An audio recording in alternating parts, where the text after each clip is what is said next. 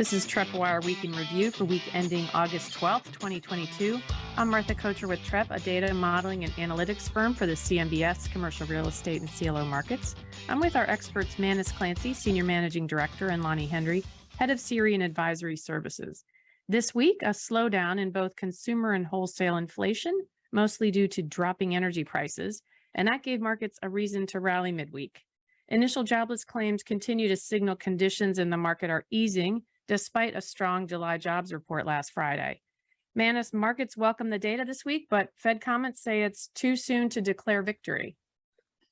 Well, it was a nice week for the data for sure, especially on Wednesday when we saw that CPI number come in considerably lower than estimates and well below where we were last month. So good news there. You were spot on the reason for that, falling energy prices. I'm in South Carolina this month, and maybe the people in California want to cover their ears, but gasoline now in South Carolina, $3.19 down here. So for a while there, we were up in the low fives. So it's no surprise that inflation has been falling. Energy is a big part of that number. It's come down probably 30% from its peak in terms of price per barrel, and that filtering down to price per gallon.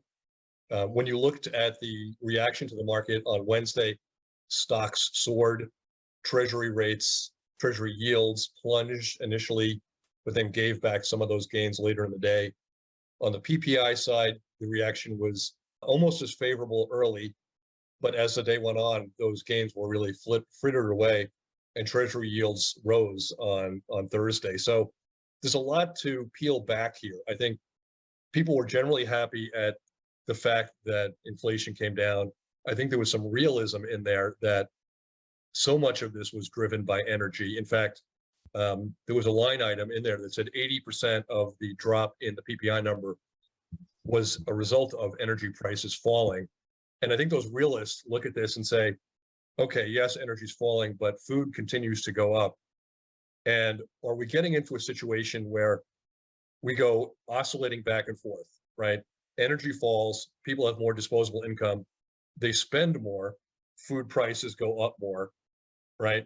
Inflation becomes a little bit more problematic, or they spend more on vacations or other things that push the needle higher. I think it remains to be seen. I'm just glad for the time being that those people at the lower end of the economic spectrum are getting some relief on filling their tank each month. That's a good thing. Yeah, let me just add some color there on the food price inflation, Manus. So the jump in food index put the 12-month increase to 10.9%, which is the fastest pace since May of 1979. Additionally, of concern, services inflation rose to 6.25% year over year, which is the highest since 1982. And, more germane to us, the shelter costs, which make up about a third of the CPI weighting, continue to rise and are up 5.7% over the last 12 months. So rent prices continue to pick up. It's a major source of upward pressure on inflation, even as overall price increases begin to slow slightly. I guess just some other tailwinds, though, potentially for maybe us having reached the peak and maybe things starting to come back down is, strong jobs report. So you couple that with slowing inflation, and, it really begs the question on, are these discussions or concerns about us being in a recession, can those be put on the back burner? There were a couple of comments from a couple of different Fed presidents. Minneapolis Fed President Neil Kashkari on Wednesday said the Fed is far, far away from declaring victory. Chicago Fed President Charles Evans said that he sees the benchmark policy rate rising to 3.25 or 3.5 by the end of the year, and implying a slower pace of rate hikes. So I think, this is great news. There's a lot of things to be happy about with this.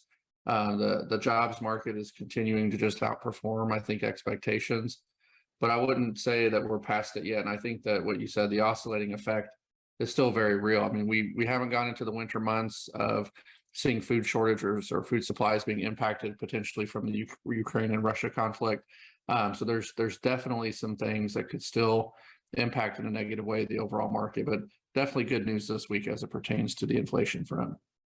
My holy moly moment this week was walking into, I think I was in a Walgreens, and in addition to getting, whatever I was getting there, I said, let me go through the snack aisle and pick up a few things, satisfy my adolescent appetite. And they wanted $6 for a bag of Ruffles. $6. I was blown away by that. I thought Ruffles, $1.99. Okay, inflation, $2.49. I'm never winning that car on The Price is Right. I'll tell you that. $6. I went to the store the other day and same thing. I bought a couple of bags of chips. It was like $14 for 2 bags of chips and a little 20-ounce soda at the register. And it's just crazy like this. So when you hear 10.9% on the food inflation or whatever, like not that great at math, but if I just look at the items that I purchase, it's a lot more than what you would say on the whole. I mean, those items have gone up significantly. Well, I was going to say, for me, who is a coffee addict, coffee, I think, is year over year 20% higher, and ouch, that hurts. No, I'm going to pull out from the memory bank something that it may be generational. It may not be something that people who were born after 1980 remember, but for kids, for baby boomers, the go-to thing when your mother would take you to the grocery store was pick you up, stuff you in the shopping cart, pick up one of those little animal crackers things with the rope on it, and let you eat them while she shopped, just to keep you quiet, right? Just to get out of there without a tantrum or a conniption or whatever it is. And I'm thinking, is that still a thing? And if so, how much does that box of animal crackers cost now? Our mother's saying, I'll take the conniption. We're not paying for the animal crackers this week. They're looking at their iPad. Maybe that's it. It's generational, right? There is no more animal cracker. My wife says that I'm still in that mindset. Like, I never outgrew this. When we go to the grocery store together, the first thing I do is I go to the donut aisle and I pick out one of those things from the self-serve.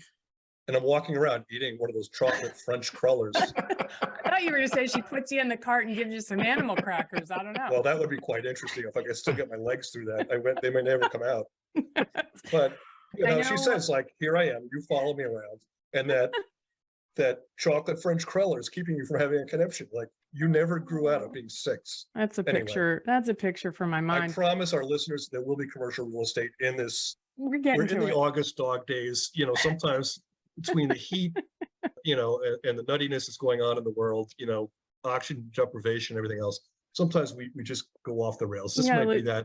Lose a little bit. I did want to highlight a couple of earnings reports this week because they are relevant to our industry. And the first one was Disney, that obviously beat on both the top and bottom lines. And they said they saw a 73% surge in theme park revenue. So travelers are back and they're dragging their animal cracker eating children to a theme park. Right. Or turkey leg eating children, whatever the case may be. I don't know. Well, I think that one's a little misleading because they say it's year over year and they were closed for most of 2020. Well, come on. So, I'm being silver lining here. I'm taking Manus's optimism. Well, listen, that is true, but they definitely smoked the subscriber number on their streaming business. So they're doing well. A couple of other ones here, Martha. Chicago-based Groupon, which I didn't know they were still in business. There was a phase there where like you would search for Groupon anytime you're doing some sort of group activity, but I guess they're still there. Said they laid off 500 more of its employees. So that brings their total layoffs to about 15% of 3,400 person headcount. Also said that they're going to rationalize, I think we've been calling it right size, their real estate footprint to be more in line with hybrid work. For the company, revenue was at $153 million in the second quarter, which was down 42% compared to the prior year on just 21.1 million customers making one or more purchases within the last 12 months. So that maybe speaks to, my perspective of not knowing they were still in the game. So maybe now's the time to get back on Groupon, though. They might have some pretty good deals since they're cutting headcount and trying to right size their portfolio. One other thing to mention on the earnings, salad chain Sweetgreen lowered its 2022 forecast, citing weaker sales that began around Memorial Day. They said they're going to lay off 5% of their support center workforce and will downsize to a smaller office footprint. So the trend continues. One of the silver linings of the last month, in addition to the CPI, PPI, terrific jobs number, falling treasury yields and so forth, is that earnings in general have not been the disaster people thought they might be when we were in the end of June, beginning of July, before the cycle started. I think I read something recently that with about 90% of the companies having reported, the average beat was about 8 or 9%, right? It's not something earth-shattering, But considering where market sentiment was coming into this, that's a healthy set of numbers for a market that was quite skittish about a month and a half ago. So it's been a very good month since about mid-July.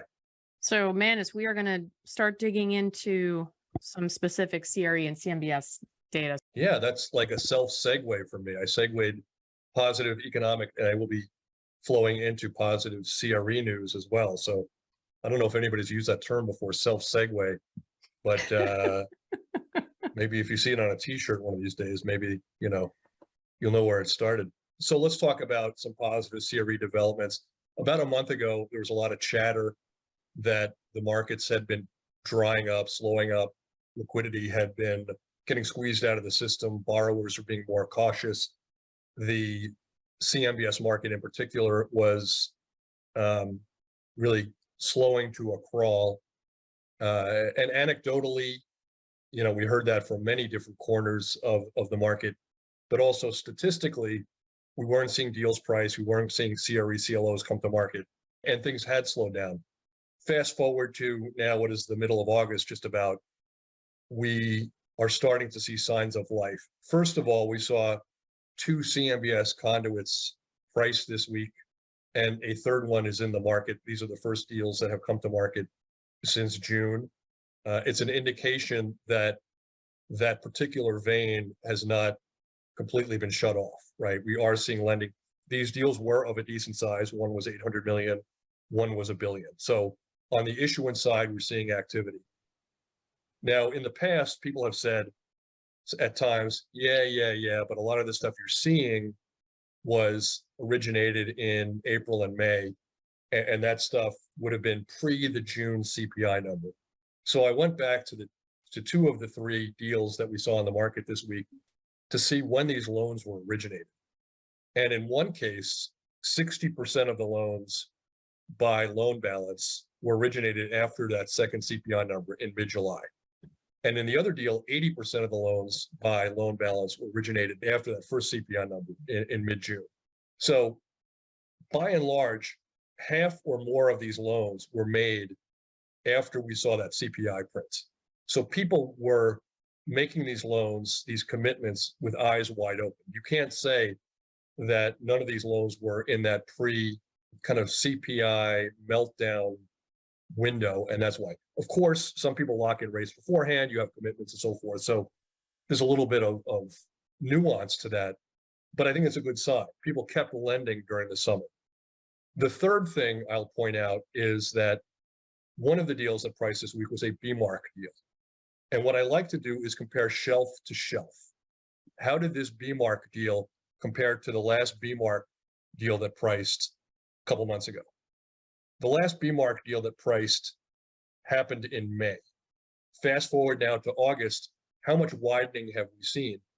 And you go up and down the credit curve, and it was pretty much 15 basis points for the most part from the AAA to about the single A minus wider, and then a little bit more widening at the triple B minus level. So considering all the headwinds we have and have had in the last 2 months, the fact that we're only 15 basis points wider for CMBS does not give indications that buyers of CMBS debt are pulling back. Lonnie, what do you think?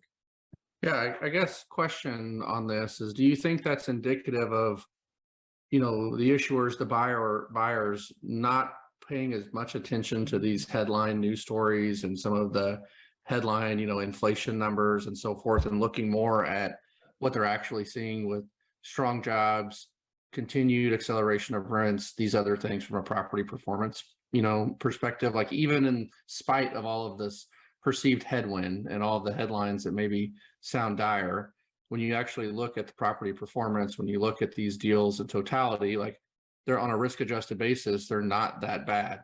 Is that maybe what's driving some of this? It's possible. I think that part of it is fear of missing out, right? It's a term we usually hear from 20-year-olds, right? That FOMO term. But I think we've seen this for the last decade, right? The dip gets smaller and smaller and smaller, right? When things get wider or prices fall, people have been faster and faster and faster to jump in. And right now, you can get floating rate AAA CMBS debt for a coupon in the high fours, if not low fives, right? SOFR is 230 now, and you're seeing spreads of 225 to 275, right? For AAA paper. On the CMBS 10-year fixed side, if you're willing to go down the curve to the single A, you're getting well into the fives for your coupon. And I think that there's a part of the world out there that is saying, I haven't seen 5 in years. I don't want to go back to my bosses in a couple of years when I have to go back and start buying 2s again and 3s, and him saying or her saying, why didn't you buy more of this stuff when you had the chance? And I think that mentality is really what's driving this demand, whether it's at the top of the curve or if it's in distressed assets like hotels, right? People don't want to miss out on whatever opportunity they get to get more yield. So obviously I'm painting a very rosy picture of the market right now. Equities certainly have been rosy. Painted a pretty rosy picture for CRE, but we did do a lot of scratching beneath the surface with our clients later. Martha, what did you see with our recent polling of the marketplace? So wonderful tee up for our CRE Sentiment Survey, which we did over the last several weeks, and we have just released the results of that. And, you know, like anything, Manus, it's a Rorschach test. You kind of see what you want to see and the point of view you come from. So interesting information that Lonnie and I will walk through. And we'll kind of start with some of the macro sentiment. Just to give some background, the survey was about 20 questions. We try not to make it too unwieldy, and we send it to our listeners, clients, and Trepp Talk readers. The respondents define themselves in their company types as CRE practitioners, which were approximately half, and then the rest were banks, structured finance, capital markets, and academia across multiple roles. And you can get the breakdown of those job roles when you ask us for the complete survey. So starting with the macro sentiment, I'm going to steal the idea from one of our analysts who worked on this survey. Partly cloudy with a chance of recession is the weather analogy. And it's not surprising because every week we've been talking about some of those clouds and the things that keep everybody feeling like something bad is going to happen soon. And yet somehow that recession doesn't seem to come to pass. So I think we'll find the results support some of that. Yeah, I think this is very interesting. It's the second year we've done the survey. It's always great to see, you know, kind of get a pulse of the market from folks that are in the market every day. And so on the macro sentiment, Martha, to your point, biggest concerns, this is not a shocker, interest rates and inflation. Obviously, those have been key topics on our podcast for the last several months. And I think top of mind for the folks that completed the survey as well. Supply chain and labor were a distant third and fourth. Just for reference, last year it was headlined by supply chain, Delta variant, and regulations were the top concerns. A number of write-in comments were concerns around recession or stagflation. And then 52% of the respondents said a recession is likely by the end of 22. Another 37% said by the end of 23. A week-to-week business we're in, like if we had given this survey with the latest CPI, like if that maybe changes a little bit. I don't know if you wanted to comment or if you had any thoughts on any of those bullets to this point. Yeah, I was just going to say that question was really just meant to gauge when people felt the landing would be when we did have the landing. And roughly half said that by the end of this year. So it would be interesting to see what people would say now. Most of them said by this year, another 37% said next year. And then there were outliers that said 24 or not at all. So truly optimistic people out there, but by a very small margin. And we just talked about CPI. Nearly 60% of our respondents said CPI would approach 10% by the end of 22. So it's not surprising that another half of those respondents said it's unlikely that the Fed will pause rate hikes this year. And seeing some of the numbers we've seen, you can kind of see that isn't too unlikely. Yeah, and if you couple that with the Fed comments that we read earlier in the intro, you know, they're going to maybe continue to increase rates till they get to that 3.25%, 3.5%. So there were some surveys out that said the likelihood of a 75 basis point increase is dramatically less now that these CPI numbers have come out, but we're probably going to still see some 50 basis point jumps. And I think our last bullet point for this macro segment is 55% of the respondents say that economic conditions will have a negative impact on their business. So we didn't ask them to quantify what that means in terms of, is it a significant impact? Is it, life-changing? But it's pretty telling that 55% of them felt that economic conditions will negatively impact their business this year. Yeah, remember that data point when we talk about business impact in a couple of minutes, because we're going to get to that in a second. So let's get a little bit more granular into CRE and CMBS and see what people thought was going to happen there. Yeah, so some more takeaways here. More than 82% of the respondents said that CMBS delinquencies will worsen. What's really interesting here is, as you guys know, we give an update on the delinquency every month through our Trepp delinquency report. And Manus gives a really nice overview on the podcast. 23 of the last 25 months, we've seen a downward trend in delinquency. So the data over the last 25 months would indicate that delinquencies have gone down, but more than 82% of the respondents think that delinquencies will worsen. So we got a little bit of inflection there. More than 85% said that CMBS issuance will come in at 21 levels or fall just below those levels. So we've talked about where we're at this year in terms of issuance. We've been pretty much ahead of pace according to 21 numbers, but that's leveled off over the last couple of months. 46% say that CRE sales activity will drop significantly. We've seen some stuff this week from CBRE concerning the office market that there's been a decline in sales, at least from a volume perspective.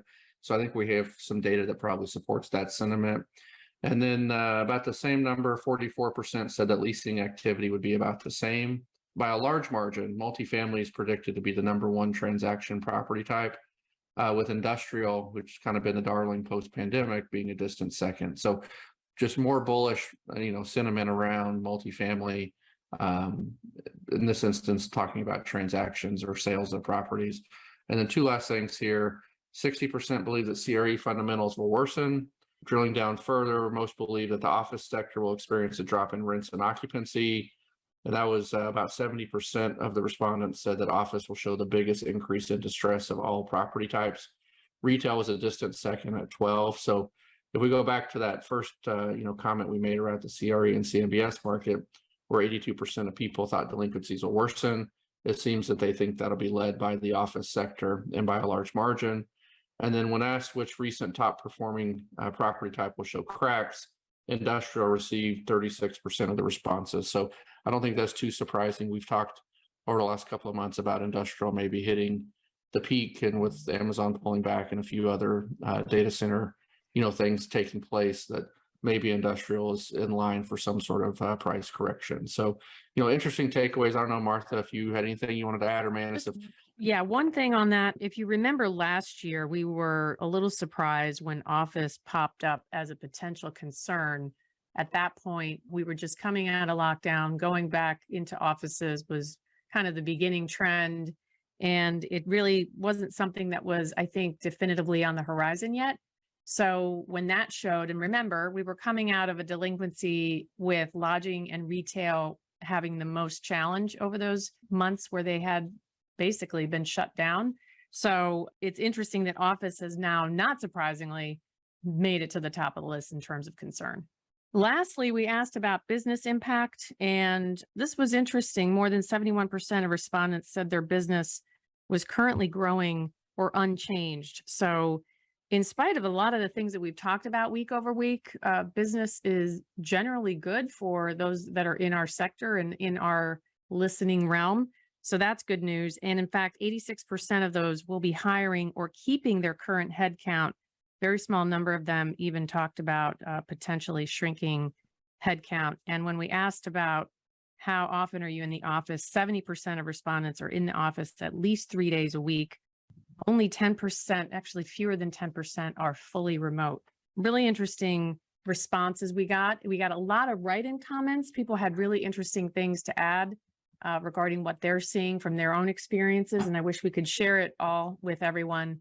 But if you are interested in digging into some of that, we'll be happy to share a copy of the report with you. Just give us a shout at podcast@trepp.com and we'll send you the details. You can dig through it. We thought it was really insightful. Yeah, I mean, the most interesting thing that you pointed out, Martha, was the fact that people think things will get worse, but right now they're doing pretty well, or at least treading water. And what that makes me think of, and I think about this all the time because, Lonnie and I have mentioned this before on the podcast. When they show you the price of gasoline, right, they go right to the highest priced place in California, and they show you that one sign that says, $7.89 a gallon, right? That's what gets eyeballs on whether it's Fox or MSNBC or CNN. And you wonder how much of this is a function of, well, when I go to work every day and I grind it out, I'm doing okay. But when I turn on the TV at night, I'm scared to death, right? And that's where this disconnection is coming from, that they think I'm just one of the lucky ones. I'm getting by, but the rest of the country is on fire. And, and that's unfortunately the world we live in, right? Where sensationalism sells and scares, and sometimes talks us into a recession or talks us into having problems that we don't really need to have. Well, it is a sentiment survey, and sometimes sentiment predicts what ends up happening, right? There you go. So we have a lot of property news to dig through, and I'm going to be almost sure we're not going to get through all of it, but we're going to try.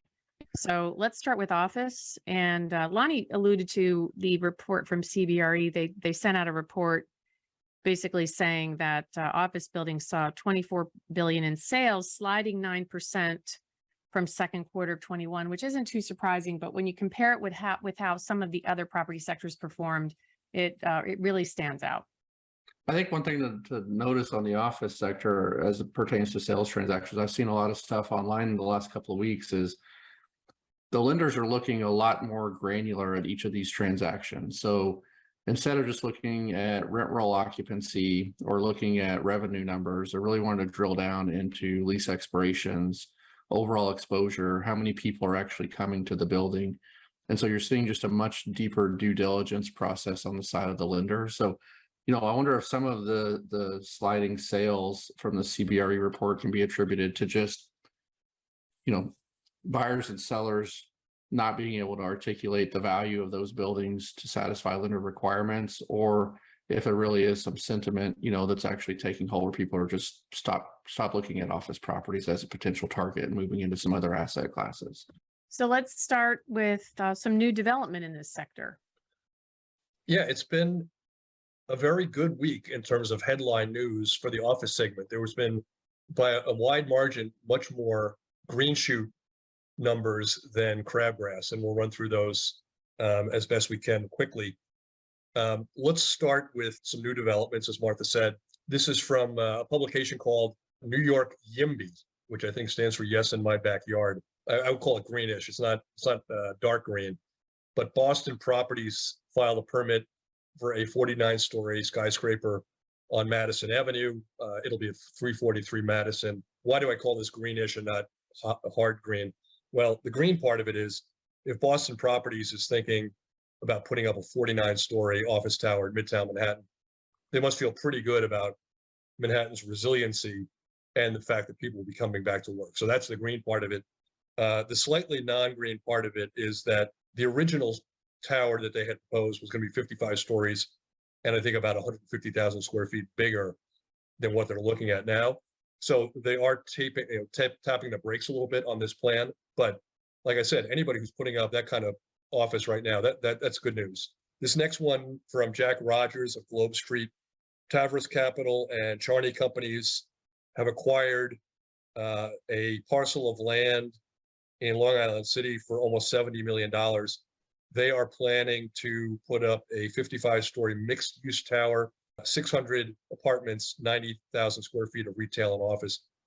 Why did this catch my attention? Well, if you remember from about a year ago, Long Island City was one of our biggest concerns in terms of vacancies. We were seeing some of those big projects in Long Island City, some of those big 1,000 and 2,000 apartment complexes that were built in the last 10 years, see occupancy go from 95% down to the 60s. So we weren't concerned about this. And yet here we have these two developers jumping in, paying $70 million for something new there. So, an undeniable green shoot there. Yeah, I would just echo the sentiment. I think for Boston properties, I mean, that's what they do is office properties. For them to move forward with a project 49 stories in Midtown bodes well for what they see long-term prospects for the city. And to your point on the Long Island City, I mean, $70 million new development deal is a pretty significant move there. So I would say, I'm definitely more on the green. I know you said Boston properties are greenish. I think they're pretty green from my perspective. Yeah, there we go. It's interesting. I have so much positive news and so much enthusiasm today. People are going to be thinking I've been smelling that 319 South Carolina gas before I got on this podcast. I don't know. Or maybe too many French crullers. I don't know. Maybe that's the problem. Well, why do you still have that little high going? Why don't you get into the renewals? Yeah, this was from Beverly Rayner of Vigor Times. It's amazing how many different publications I come across during the course of a week that I had never seen before, just kind of looking for this real estate news. I'm going to quote her here. In one of this year's largest rebuttals to the work from home panic, public relations consulting giant Edelman has just renewed for 175,000 square feet at 250 Hudson Street. That's in Manhattan. The renewal is for 13 years. So another vote of confidence for the Big Apple with that story. This one from Barbara Murray of Commercial Property Executive. Hilton has decided to keep its 200,000 square foot headquarters in McLean, Virginia. They're renewing that. They're going to redevelop that space to be, I think, kind of more fitting for the modern workforce. But I believe they're keeping the same amount of square footage. Nicholas Ritzy of the Commercial Observer. Tory Burch is going to stay at 11 West 19th Street. They too have a 13-year renewal in their case for 130K square feet in the Flatiron District. Asking rent there was $72 a square foot. And lastly, Catherine Frazier of the Houston Chronicle. Baker Botts, which is a Houston law firm, one of the biggest there. They signed a 175,000 square foot lease extension at 910 Louisiana. Cushman and Wakefield and Seville's handled that deal. Terms were not disclosed, but that's in the Shell building, right? That's in the Shell Tower in Houston. And so what you're seeing with these positive signs is decent geographic diversity, right? A lot of different cities, a lot of different types of firms, lease renewals of size, a lot of momentum there. And I don't think we saw this coming, 3 or 4 months ago, that we'd see this kind of momentum for leases of this length and this size. Yeah, I think the one thing that stands out to me is just the length of those lease terms, man. It's 15 years, 13 years respectively. Like, they're not saying, hey, we think this work from home is still out there and we're not sure what we want to do. Like they're cementing the fact that they're going to be in the office for a long time. So positive signs for the office sector for sure. And we had a couple of expansions. Again, these are green shoots. In California, Snowflake is increasing its space at the Dublin Corporate Center in Dublin, California by a third. They're up to 153,000 square feet in that property. In Manhattan, Capital One taking another 60,000 square feet in the Flatiron District. And Pfizer, who was a staple of the Grand Central Terminal area for decades, they're taking new space on Manhattan's west side, and more importantly, expanding their footprint in Chesterfield, Missouri. That's the St. Louis market, which has been just obliterated with downsizing. Centene and some of the big banks there just closing up shop or shrinking their footprints. Great to see Pfizer bucking that trend in Chesterfield, Mo. And in spite of all the good news, there's a little bit of darker news on the sublet space needs. Well, our friend Oz, who we know, who's been a podcast participant and is a first-class musician. He's got great chops on the electric guitar, from what I understand. He had to come to us with a little bit of the blues this week.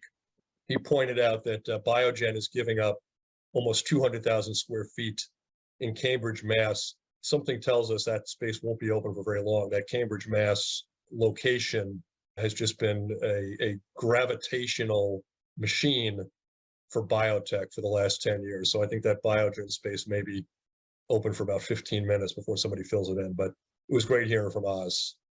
And in student housing, I know we had some fun with student housing last week. And of course, kids are going back to school. It's that time of year.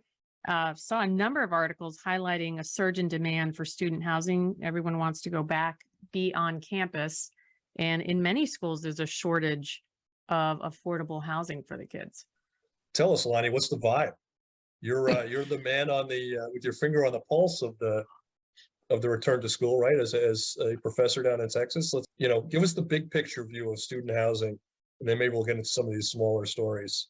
Yeah, I can tell you as someone who's got 4 classes upcoming in the next couple of weeks, I still have some work to do as it pertains to getting my class set up. So this weekend, I'll be working towards getting everything updated for this semester and getting everything ready to go. But it seems like enrollment is up. Student housing has been on fire.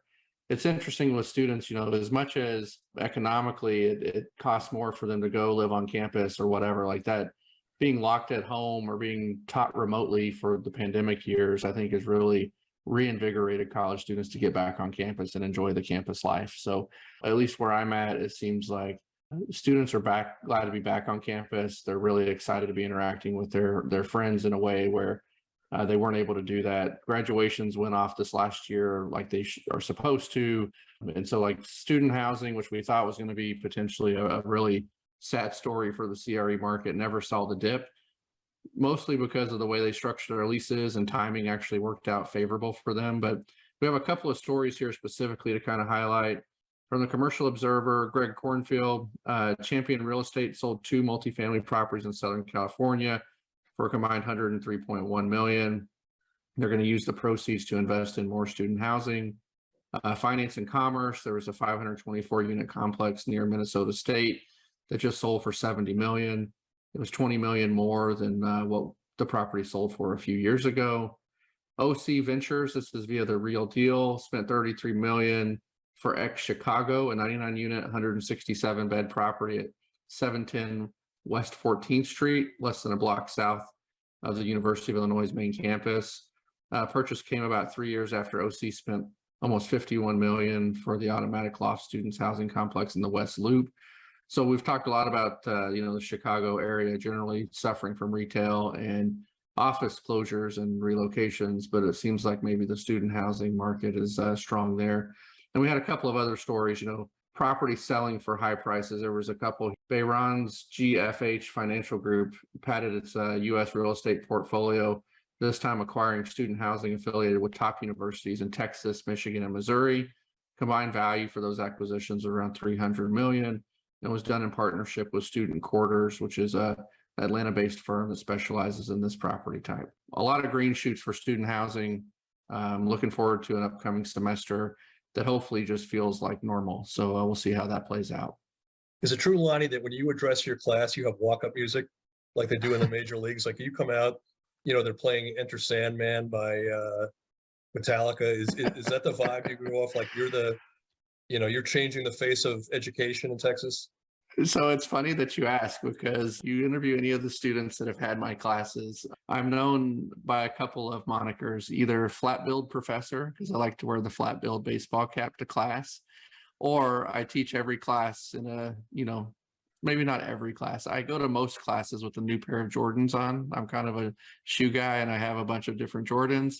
And I've been known to bust out some Drake rap lyrics during class. So if they don't want to pay attention to the lecture, then they may have to listen to me sing a little bit of Drake headlines as punishment. So no walk-up music yet, although that sounds interesting. Maybe a little smoke machine. I could go in there and get some high fives like as I'm walking in.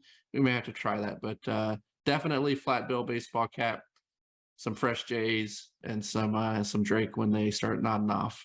I want to see you jump through that paper circle, just forget the smoke, just jump through the paper circle, some real loud music, get the kids going, Based on my level of activity at this point, I probably would pull a hamstring if I tried to jump through the paper. I could see that. All right, retail. There was a report that Placer AI put out this week on retail mobility data.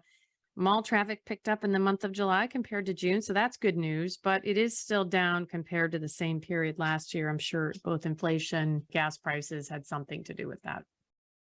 Yeah, I think one of the big REITs, I can't remember which was, it could have been Macerich, said that their foot traffic was back up to 2019 levels. I may be misremembering that. I'm not 100% sure. There was some positive chatter this week about retail, and that extended beyond foot traffic. We saw a lot of transactions taking place this week for really big numbers, close to 200 million in some cases. Give you a couple that we saw this week. In Phoenix, earlier this month, the Scottsdale Promenade sold for, I'm looking for $180 million, the highest price for retail in Arizona this year. Also in that market, Lake Pleasant Pavilion a day later, that traded for $50 million. One other that we saw here, two others. Down in Florida, Federal Realty Investment Trust paid $180 million for an outdoor mall in Pembroke Pines, Florida. Just another, big ticket number for that part of the market. And down in Louisiana, the Louisiana Boardwalk also sold for 9 figures. So, and that could have gone on for a lot longer. We probably saw another 10 properties sold for north of $40 million last year in the retail space, really widely spread out across the country. And I think that part of the market, just like office and others, is showing some momentum right now.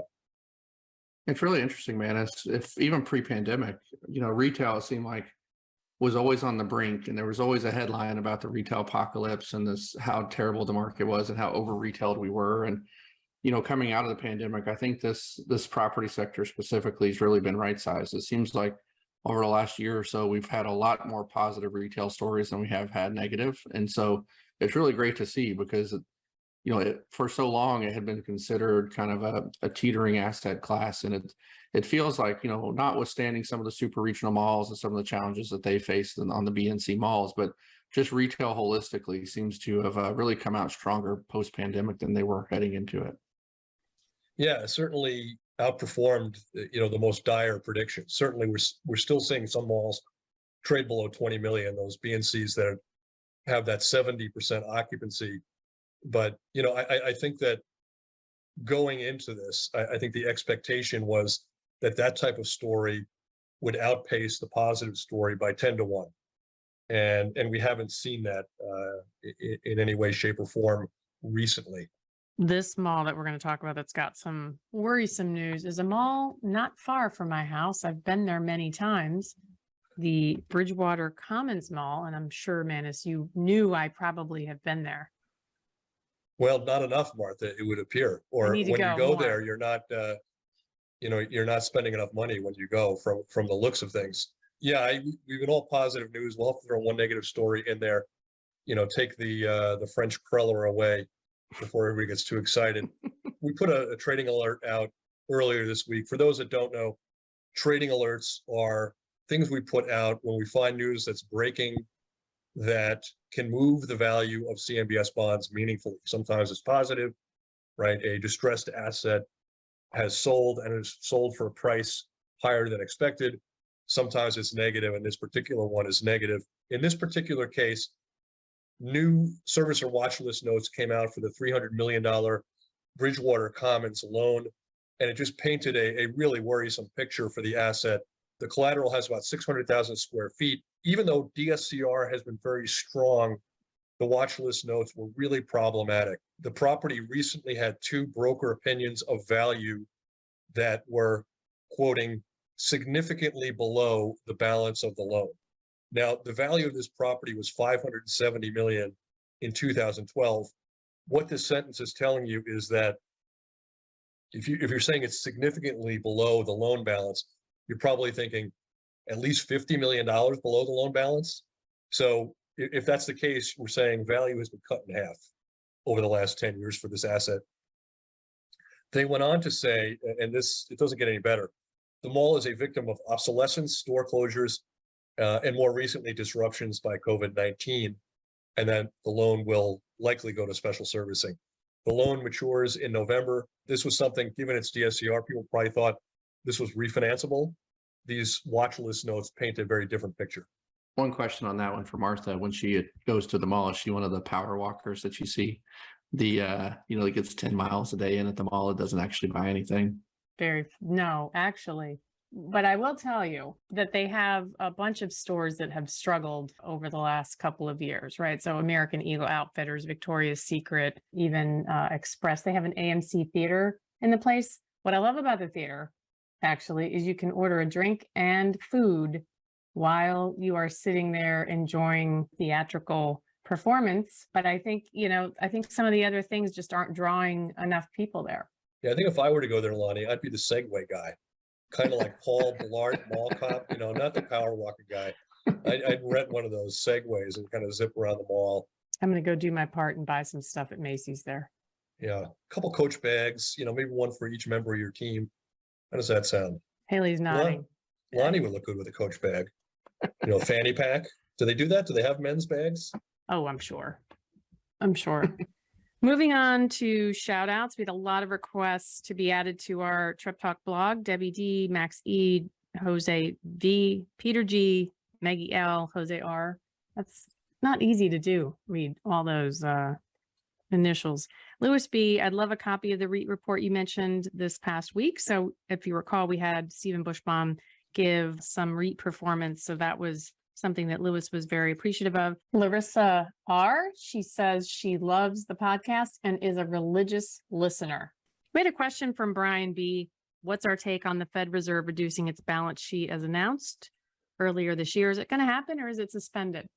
I think it's going to happen. I think that the way it was supposed to work was 35 billion or 45 billion per month in shrinking of the balance sheet with an uptick in September. I think they have to do that, right? The balance sheet has gotten so large that process has to start. The interesting thing for me, and the woman who really covers this well, is Lisa Belfus of Barron's. And she's talked about what the impact of this will be on interest rates and lending spreads. So I think that was part of the question that came in. And she and I were communicating just today to get our latest read. And the predictions are all over the place. And she gave me several examples that for each $100 trillion of QT, meaning for every $100 trillion that the Fed shrinks its balance sheet, expectations are that will push up long-term interest rates anywhere from as little as 10 basis points per trillion to as much as 100 basis points per trillion. That's a huge range. But either way, as you go through this QT, the impact should be higher rates on the long end, right? And I do think that my personal opinion is the Fed won't back off on it. They have to shrink that balance sheet. And other shout outs included Martin E. just finished listening to the sesquicentennial edition. He loves the podcast for the content data analysis, but also for the humor and lighthearted manner for which the content is delivered. So I guess somebody appreciates some of our levity.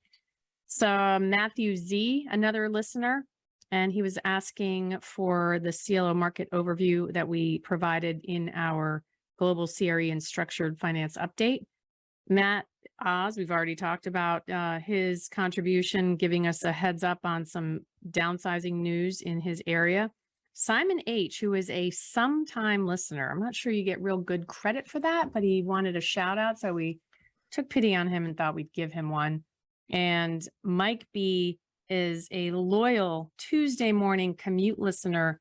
He gave us a nice shout out last week at a Tuesday morning meeting. So thanks, Mike, for that. I'll throw a few others in there. Peter G, thanks for reaching out on LinkedIn. Gary, David, Ann from the old country reaching out to us, and Ben K, all reaching out on LinkedIn with various questions and comments. And as I say all the time, just can't thank you enough for your engagement, your thoughts, your opinions. I learned something every week from the people that reach out to us, and I'm grateful for that.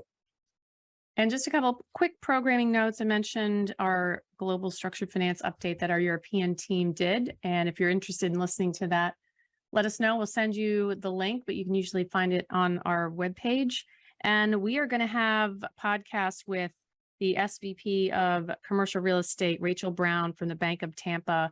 That podcast is probably going to drop next week. So listen for that. She gave us some very good on the ground sentiment as well as data of what's going on in the Tampa area in the commercial real estate lending space. So it's definitely worth a listen. Guys, I am this weekend going to be crash course studying for my fantasy football team draft. You got any sleeper ideas? And not, Lonnie, I'm not going to ask you because I saw your trophy and it was the loser trophy. Manus, however, like me, is a winner. So I'd like his perspective.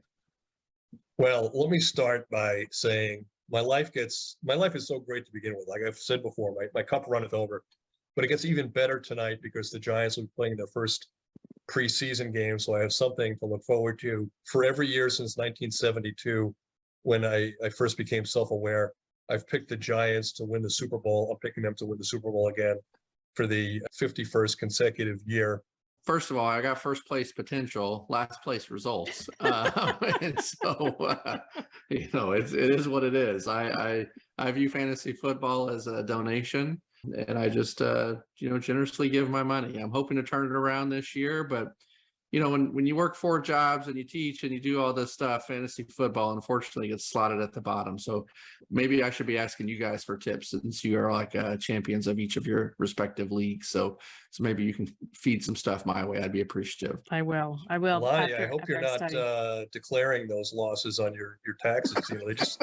And with that, we'll close. Thanks to our producer, Haley Keene. Join us next week as we look at what's happened during the week and how it may be impacting you. If you have a question or a comment, send your email to podcast@trepp.com and subscribe to the podcast with your favorite provider. Thank you for listening and stay well. All right.